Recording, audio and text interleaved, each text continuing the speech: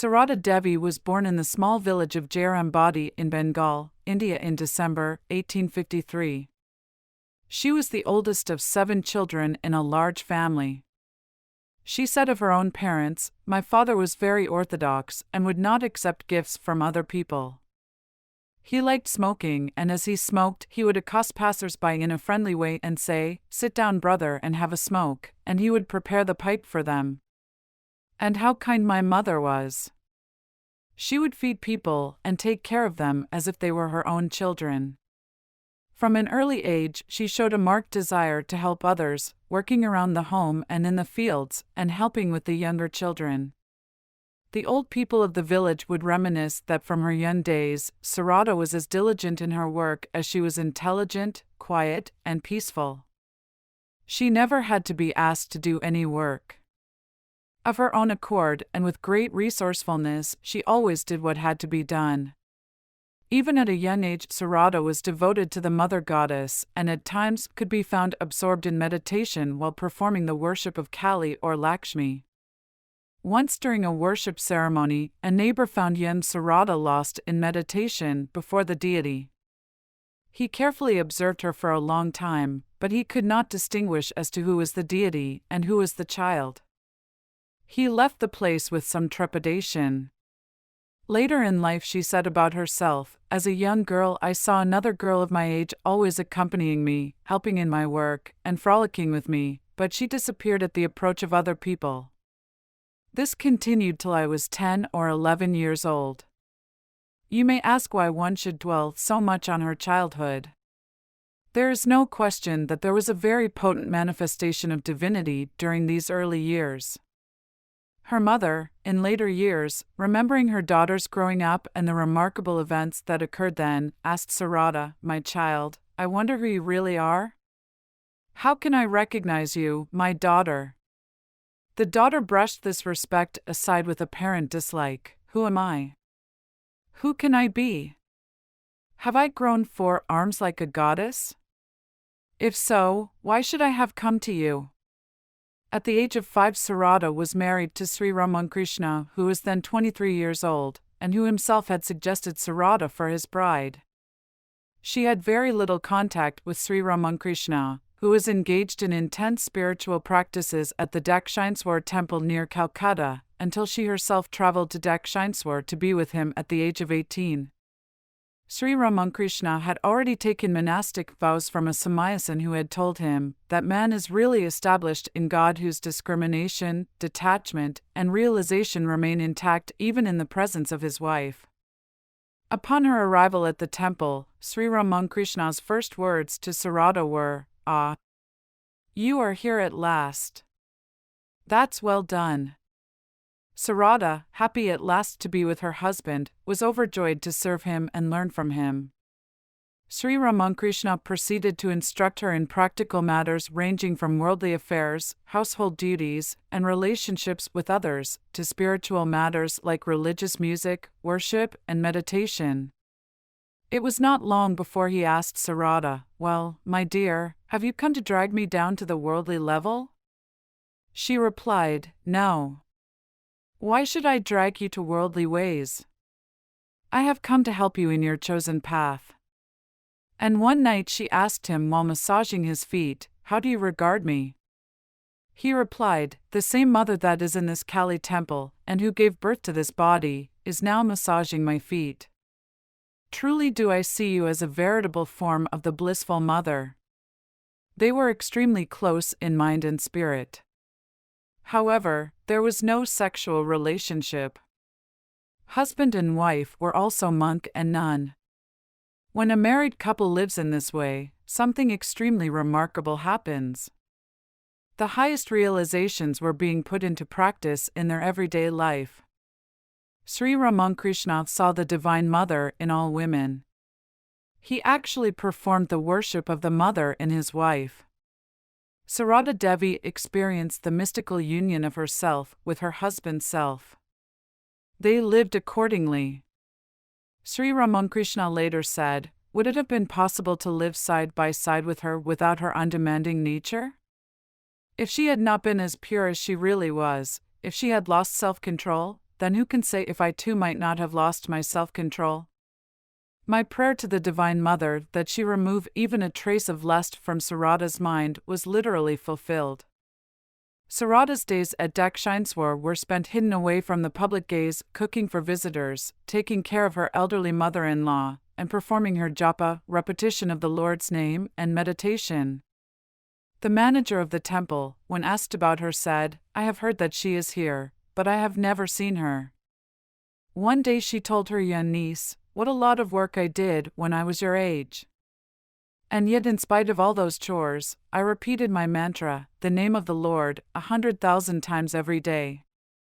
Along with this japa and meditation, she would pray to God with tears in her eyes, "Even the moon has its stains, may my mind have no stains at all." And of course, with all of this practice there came deep spiritual experiences. Yet Sarada kept these hidden from even her closest companions. One day she asked her closest friend, Yoganma, to intercede with Sri Ramakrishna so that she could have a little of spiritual ecstasy. In her innocence, Yoganma broached the subject with him, but he became grave and remained silent. On returning to Sarada's room, she found the door ajar. Sarada was meditating, and Yoganma saw her by turns laughing and then weeping, the tears streaming down, and then the next moment she lost all consciousness and was in samadhi. Yoganma shut the door and left. When she returned, she accosted Sarada with these words, "How so, mother? You don't have ecstasies?" Sarada smiled bashfully to cover up her embarrassment. Of these times she later said, "I always felt as if a pitcher of bliss were placed in my heart."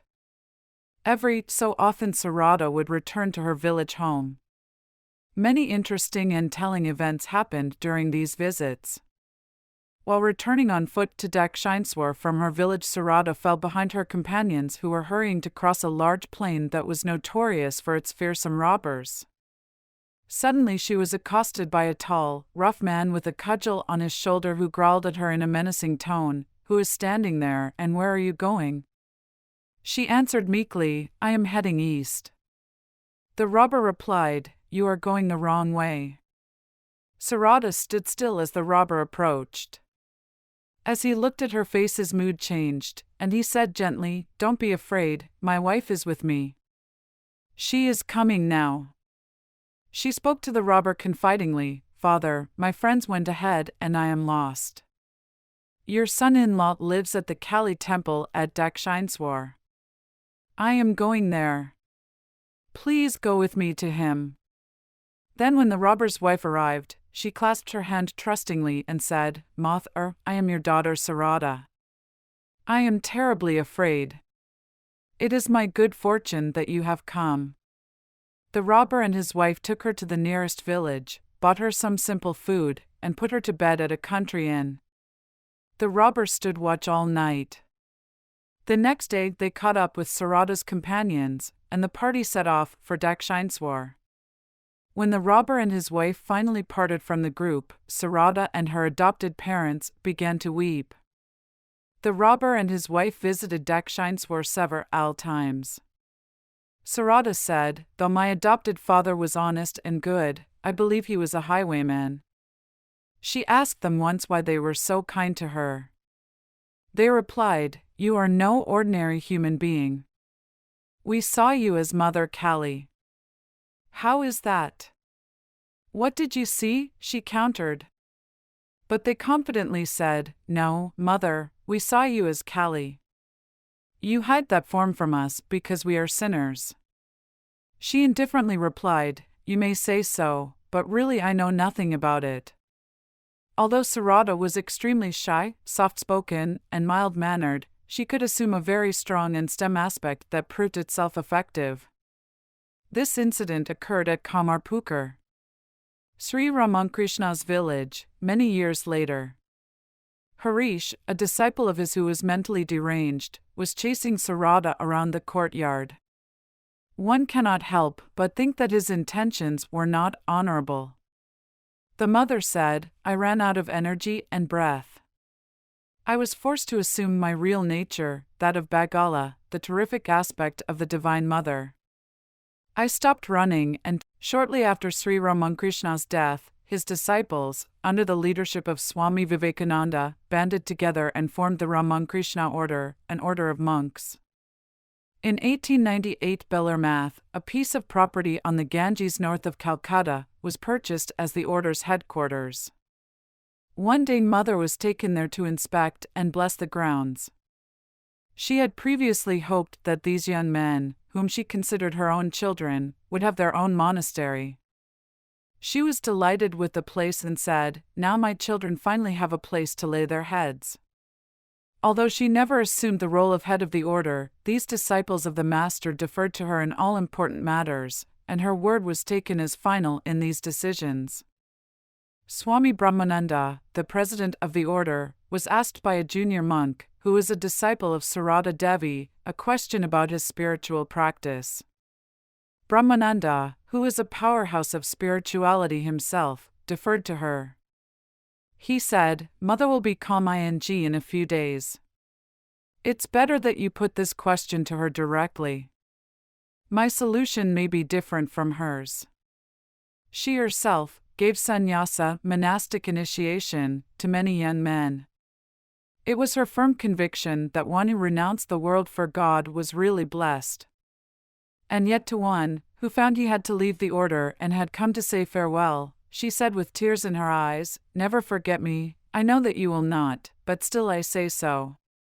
Believe me, I shall ever be with you, do not harbor any fear." Then there were those whom she encouraged to marry and live the lives of devout householders. To one who said, "Mother, I won't marry," she replied with a smile, "How so, my son? All things in this world are arranged in pairs, and just so are husband and wife. Why be afraid?"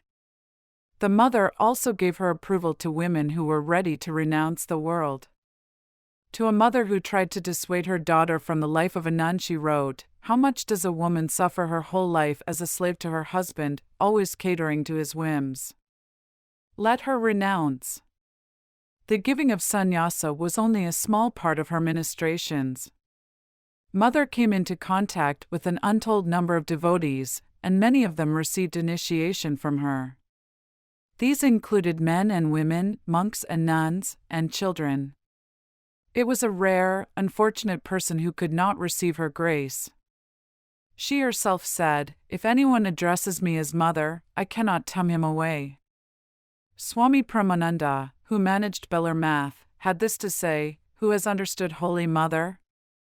She does not reveal the slightest trace of her power. But what great power she possesses! The poison we dare not swallow, we pass on to her, and she gives shelter to all." Mother carried on a constant mental japa. Her attendant, who noticed that even in bed she was doing japa late one night, asked her, "Are you not asleep?" The mother replied, "What can I do, my son? The children come and eagerly entreat me for initiation. They take the mantra and return home. But nobody does any japa regularly. Some don't do it at all. Should I not look after them? That is why I do japa. This world is full of troubles and tribulations. May they never have to come back again." To people who came to her for guidance, Mother reiterated again and again, the aim of life is to realize God and remain immersed in contemplation of Him. God alone is real and everything else is false. To most of these, she held up the ideal of Sri Ramakrishna's life. She said, "He who prays to the Master has nothing to fear." Through this constant prayer, one obtains ecstatic love. This love is the essence of spiritual life. But she was never narrow or dogmatic. She said to a disciple, "God exists everywhere and at all times." Are people not realizing God in other countries? Holy men are born on earth to show people the way to God. They teach differently. There are many paths leading to the same goal. Therefore, the teachings of all the saints are true. Realization of God does not mean anything peculiar or abnormal. It enables a man to discriminate between the real and the unreal, deepens a man's knowledge and consciousness, and enables him to pass beyond life and death. In the course of time, God and his forms disappear after the awakening of knowledge. Then there remains only the mother. One finally sees that mother alone exists, pervading the whole universe. One touching incident that reveals the mother's compassionate nature is the story of Padmabhinod. He was returning from the theatre late at night. While passing by the Udbodhn, her Calcutta residence, he was under the influence of alcohol, and he called out for his friend Swami Saradananda, who was her caretaker. No one in the house responded to his call for fear of waking her. Finding that he was being ignored, he sang out in a plaintive voice, "Waken, mother. Throw open your door.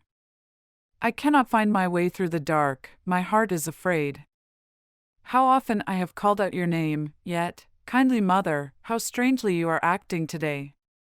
Soundly you are sleeping in your room, leaving your poor child alone outside.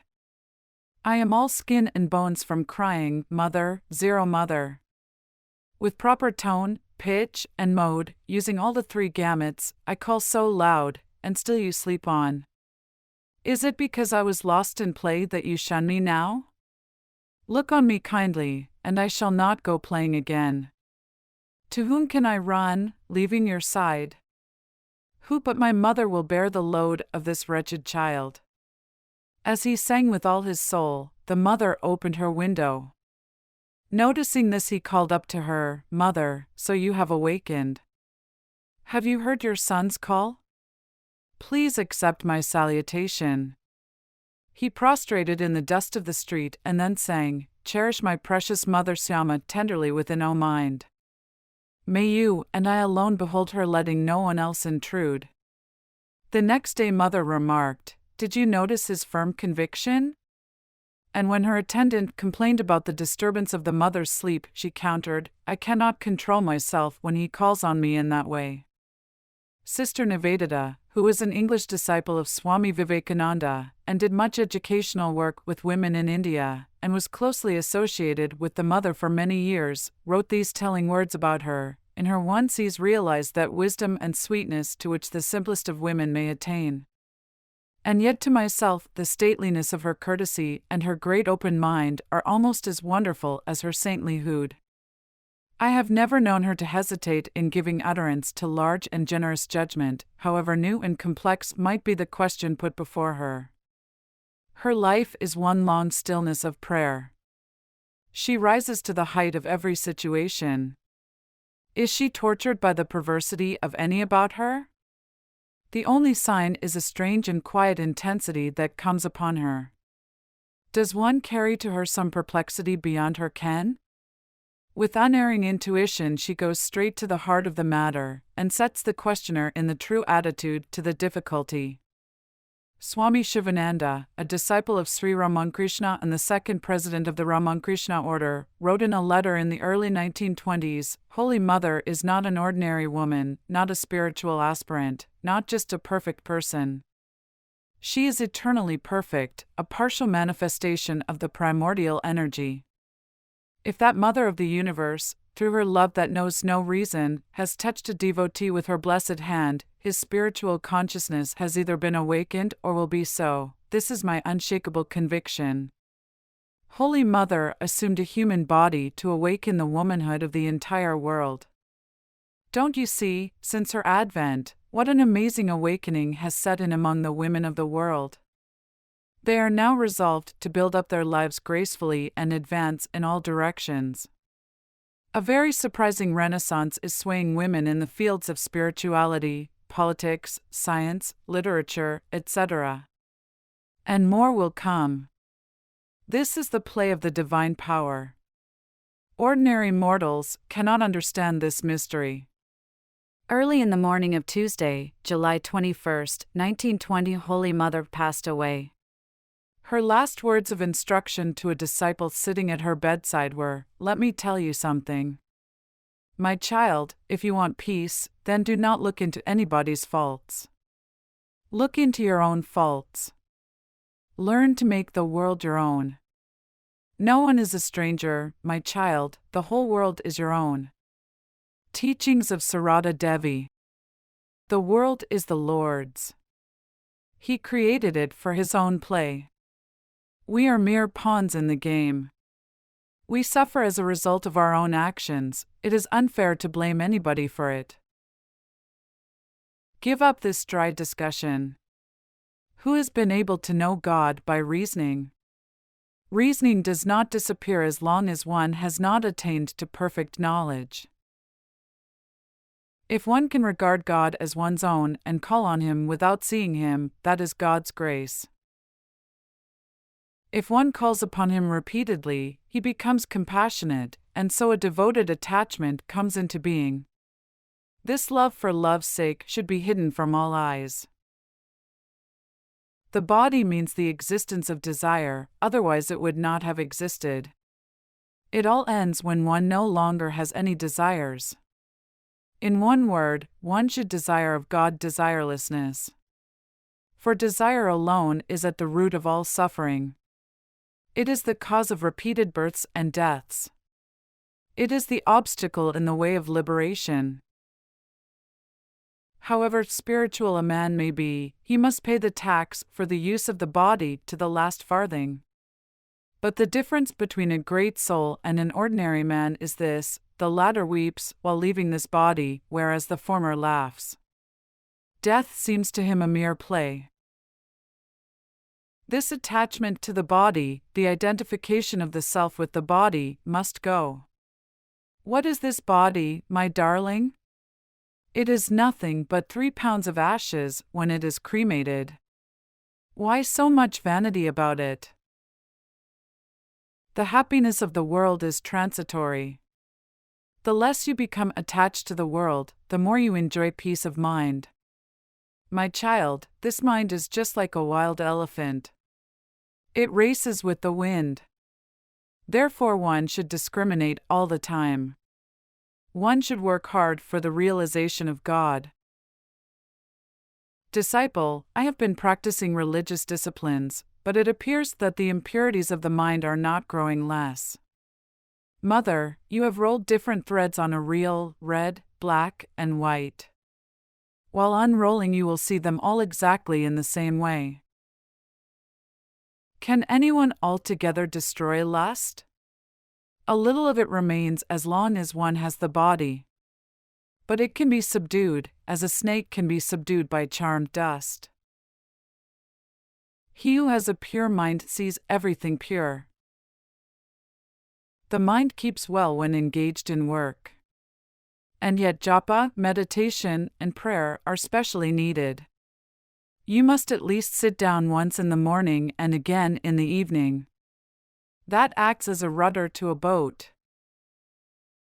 As wind removes the cloud, so the name of God destroys the cloud of worldliness.